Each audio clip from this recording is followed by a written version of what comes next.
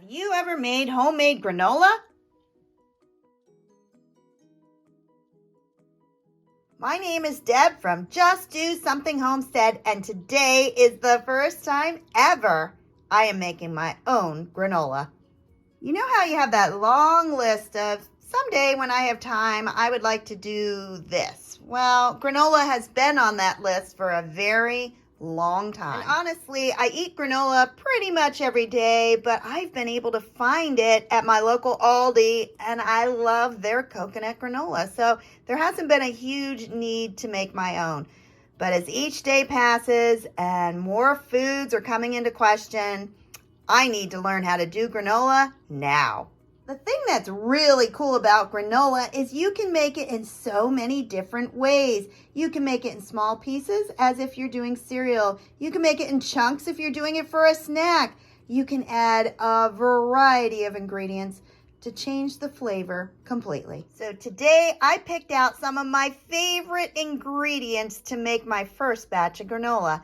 Those ingredients include, of course, rolled oats, but I am going to add some coconut, some almonds, some pumpkin seeds, vanilla, cinnamon, almond. Oh, this is going to taste amazing. The first thing we're going to do is preheat the oven to 350.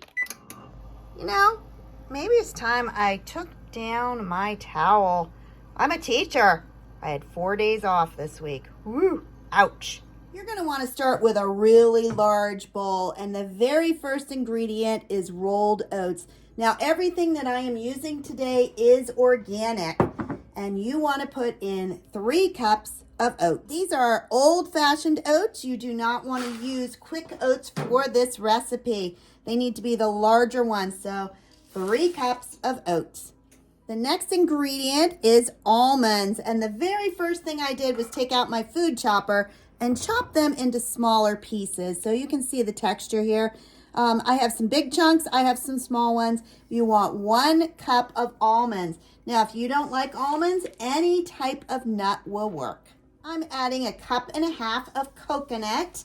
This is unsweetened flaked coconut. 1/2 cup of pumpkin seeds. Funny thing, I had never had pumpkin seeds until this year, and it was in one of my granolas, and I'm like, these are pretty good. And after that, I've been eating them by the handful. And just for a little fun, I'm going to put in 1/2 cup of organic Cheerios. I'm not putting a lot in there. I probably should put more, but I don't want it to become a cereal bar, but something just a little bit different texture. That takes care of the dry ingredients, and I'm just going to mix them up real well. And then I'm going to set it aside. Ooh, this looks pretty good. Let me show you what we have so far. You're going to need a small microwave-proof dish for the next part. The main ingredient is organic, real maple syrup. I found this a year ago in Aldi. I looked and looked this year, couldn't find any more, but I love this maple syrup. It is apple pie spice, and it doesn't tell you what the ingredients are other than that it's organic spices. So I can taste a little bit of cinnamon, nutmeg. There's probably a few other ones in there. But what you're going to do is start with 1/3 cup of maple syrup.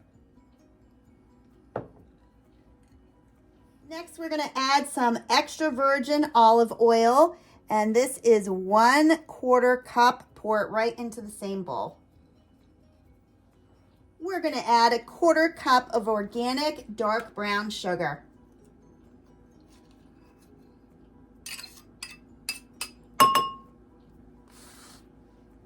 Even though the maple syrup obviously has some cinnamon, we love cinnamon in this house, so I am going to put some extra in there. 1 teaspoon of vanilla. 1/2 teaspoon of pure almond extract. Stir well, especially with the brown sugar that's in there. And we are then going to microwave it for 30 seconds.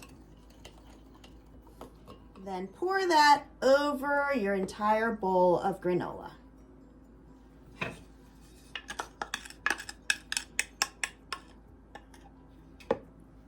Stir well. And if it looks like it's a little too dry, you can always put a little bit more of maple syrup in it. This is what your granola looks like now that you've poured the sauce into it. Next, I'm going to spread it out on a baking sheet. This is stoneware, and I've put a piece of parchment paper on top.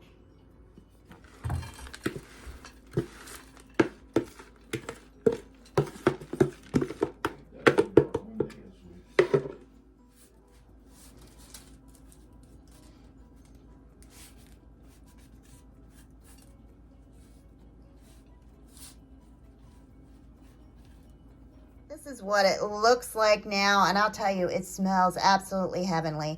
But I am going to put it in the oven for 30 minutes, and you want to stir it halfway through.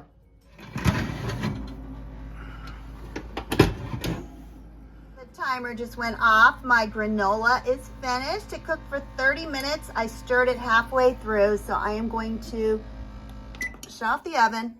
And what I'm going to do now is close the door and let it cool down naturally for a half hour.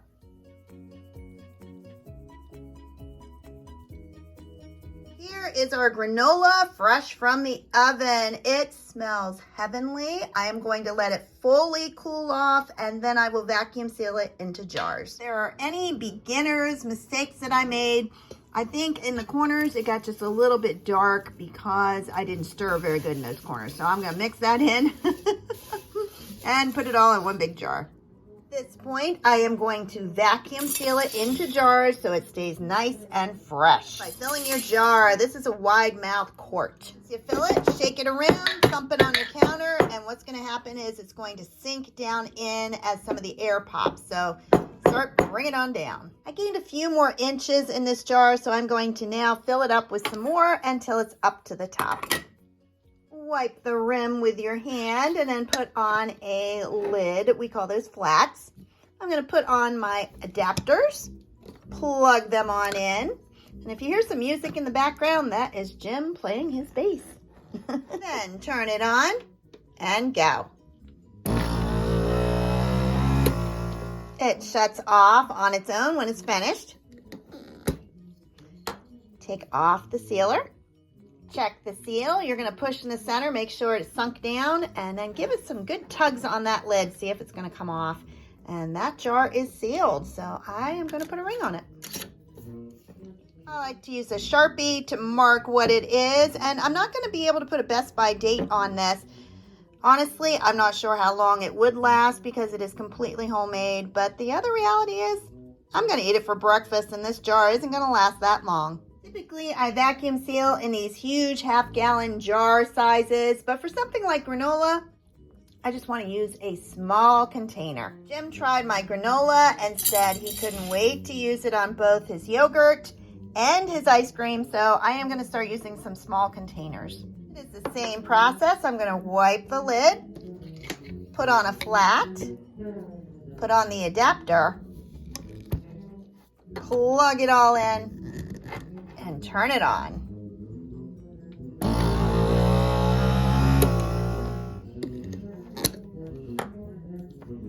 Check the seal and put a ring on it.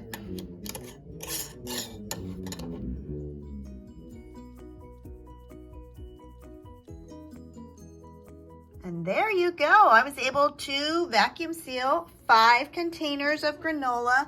The smaller ones we're going to use to sprinkle on top of other foods. And then this large jar, which is a quart, I'm going to use for cereal. If you enjoyed this video, please like, subscribe, and share. Have a blessed day, everybody. Bye-bye.